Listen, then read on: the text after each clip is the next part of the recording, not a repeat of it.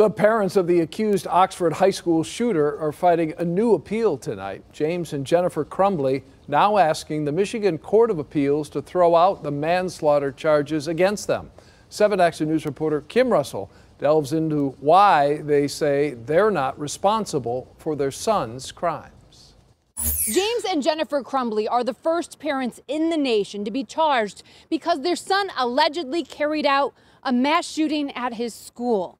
Now they are making the argument that they never should have been charged in the first place. 7 Action News was in Oakland County Circuit Court on June 27th when Judge Cheryl Matthews denied a motion aiming to get the case, or at least some evidence, against James and Jennifer Crumbley thrown out. Either side's going to be in a position to appeal any ruling I made. This week, the defense appealed. It argued that the parents never saw their son's journal or text messages that described mental illness, so it's irrelevant. What is our responsibility as parents from a criminal standpoint? Independent legal expert Wade Fink says the case could set new precedent impacting parents. The defense is asking the Court of Appeals to find the parents reasonably had no idea their son would allegedly shoot 11 people, killing 4 classmates at Oxford High in November. So the charges should be thrown out. The prosecution argued that if the Crumbleys had no idea, it's because they ignored their son's pleas for help, his harming animals, and a school recommending immediate counseling while the parents gave him access to a gun. Are the parents responsible?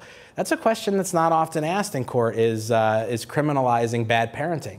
And is it just that, or is it more than just bad parenting? Was it so grossly negligent that you're responsible for the murder of children? If they use a gun you gave them, it changes all of it, doesn't it? That's a fact that points to irresponsibility, right? Attorney Fink says prosecutors across the country have their eyes on this case and the arguments these parents should be charged with manslaughter before the Court of Appeals. I don't know that a lot of prosecutors would have the courage to fight against very strong lobbies, the gun lobby and others, and hold people accountable for the decisions they make regarding firearms, regarding parenting, regarding their children's mental health.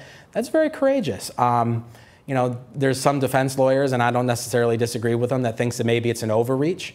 But that's why bringing the charge is courageous in the first place. Ethan Crumbley remains in custody and is expected to face trial in January on charges that include terrorism and first-degree murder. Kim Russell, 7 Action News.